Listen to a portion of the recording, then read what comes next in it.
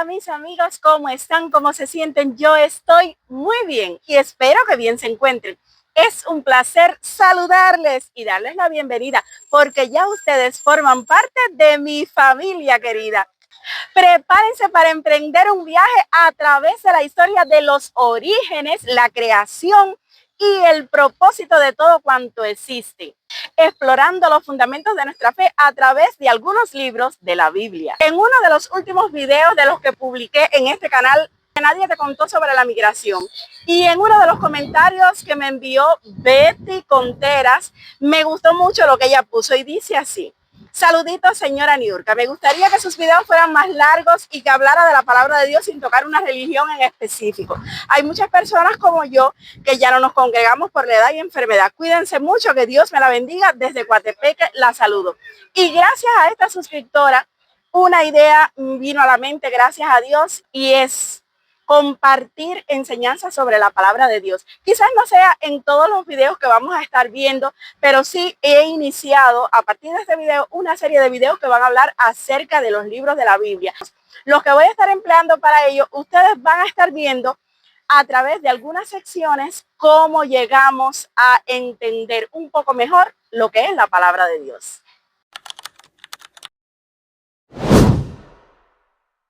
Y el libro de esta semana es el libro de Génesis. Se dice que este libro fue escrito por Moisés, es a quien se le atribuye la autoría de este libro. Este libro tiene 50 capítulos, en griego significa orígenes, generación, y en hebreo significa principio. Y existen algunos principios fundamentales para este libro.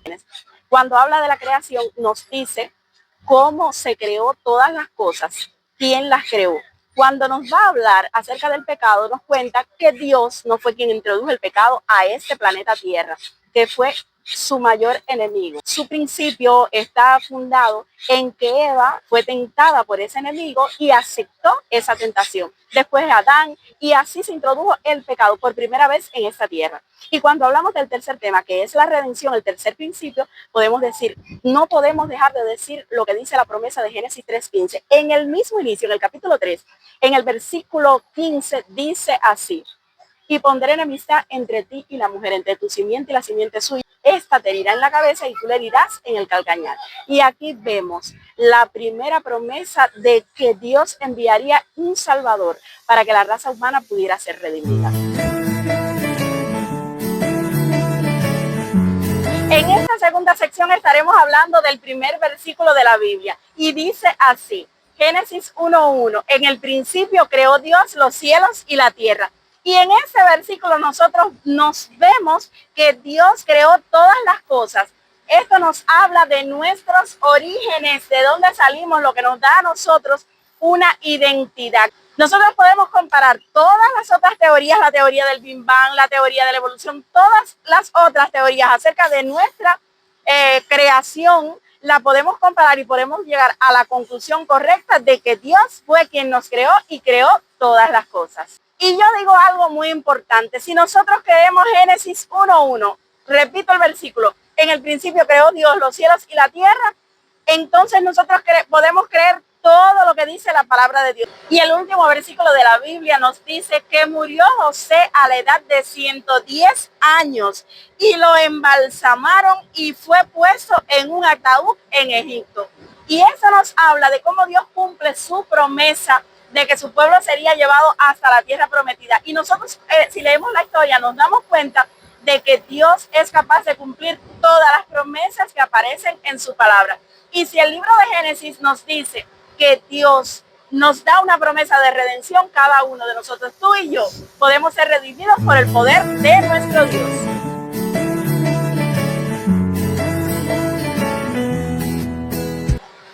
Adán y Eva son los primeros seres humanos creados, los cuales nos dicen o nos identifican a nosotros con ellos porque son nuestros padres, lo cual le da identidad a la raza humana. Seguimos con Noé, ese hombre cuya obediencia, cuya fe fue puesta de manifiesto en la construcción de aquella arca y en predicar el evangelio, al cual Dios lo llamó antes de que la tierra pudiera desaparecer por aquel diluvio.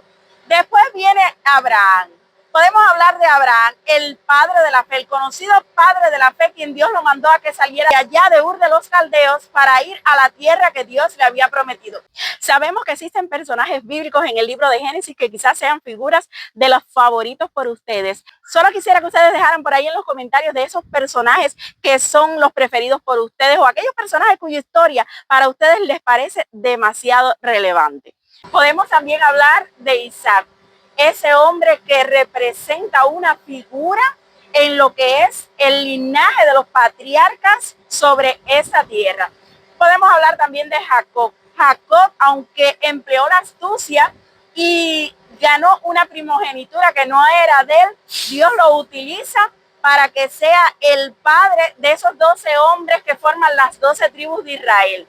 Podemos hablar de José. José, un joven que fue vendido a Egipto, y allí Dios tenía algo especial, un propósito especial con él, porque fue el hombre que no solamente liberó a cantidad de personas de la hambruna, sino a ese pueblo que debía de seguir en esa tierra con el mensaje de salvación que Dios tenía para cada uno de los seres humanos habitantes de esta tierra.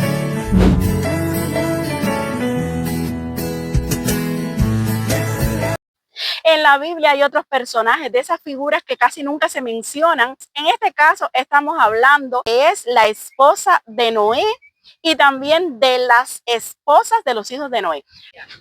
En el caso de la esposa de Noé, tenemos que decir que esta mujer tuvo que tener mucha fe y ser una mujer muy obediente para poder acompañar 120 años en que se estuvo construyendo esta arca, 120 años en que ella se mantuvo fiel a su esposo, quizás ayudándolo en las diferentes tareas, pero también animándolo. No sabemos porque la Biblia no es muy específica en este caso, pero sí sabemos que fue una mujer de fe y una mujer obediente, porque ella fue una de las que entró en el arca. También podemos hablar de las esposas de los hijos de Noé, porque a través de estas mujeres la raza humana pudo continuar. Si Dios lo hubiera querido, si estas mujeres no hubiesen entrado al arca porque no se hubiesen decidido tener esa fe que tuvieron y esa obediencia que tuvieron, Dios hubiese utilizado otro método, de eso estamos seguros, pero Dios quiso utilizarlas a ellas y ellas se dejaron utilizar. Por lo tanto, cuando vuelvas a leer la Biblia, específicamente el libro de Génesis, no te olvides de valorar la importancia que tienen las figuras de la esposa de Noé y de las esposas de los hijos de Noé.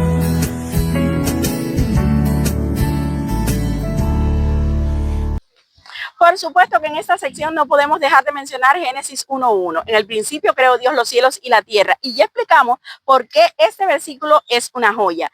Génesis 1:1 dice así: y dijo Dios, sea la luz, y fue la luz. Pues es el primer versículo que nos habla sobre el poder de la palabra de Dios, la misma palabra y el mismo poder que tenemos nosotros hoy a través de las Sagradas Escrituras. Y creó Dios al hombre a imagen de Dios lo creó, varón y hembra los creó.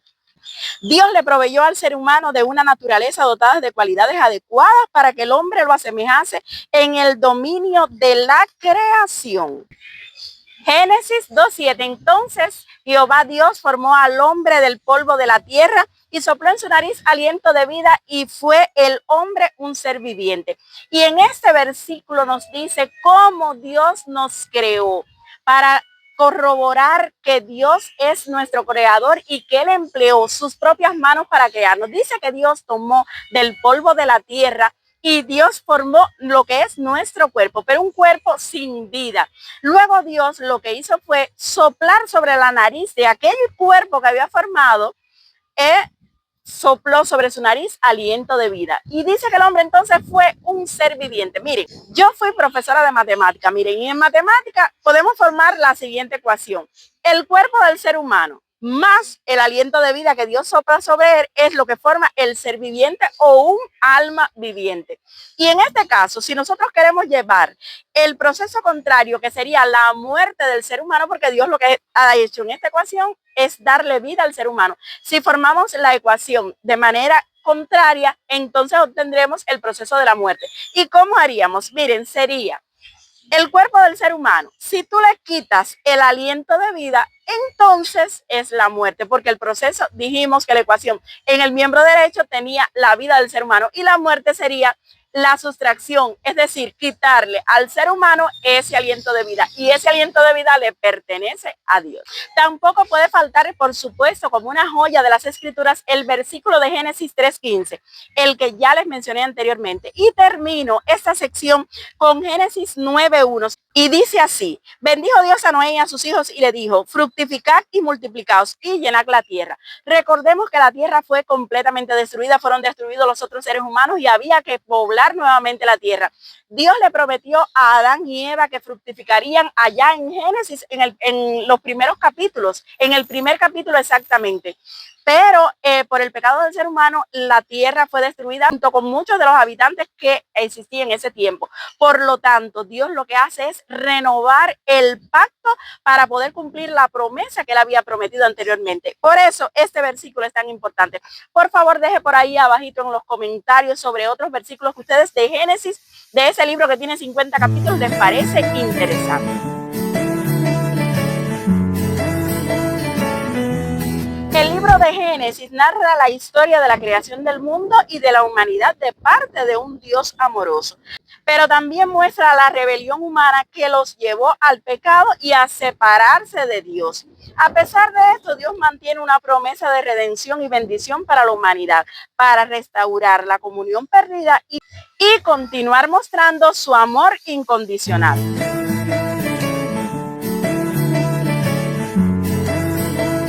El libro de Génesis, que como les decía, tiene 3 principios fundamentales: la creación, el pecado y también la redención. Por supuesto que tiene trascendencia hoy en nuestros días, ya que Dios nos recuerda que Él es nuestro creador y por supuesto un creador que también nos sustenta, que provee para cada uno de nosotros y especialmente para aquellos que creemos en Él y decidimos poner nuestra fe en Jesucristo, su Hijo amado, el Redentor del mundo. Y por eso es que hoy en día, si nosotros creemos en las promesas divinas, nosotros podemos tener la certeza de que Dios está actuando a nuestro favor, porque no podemos olvidar que Dios tiene el control, que el mismo que creó es el mismo que nos va a redimir y que va a eliminar el pecado para siempre.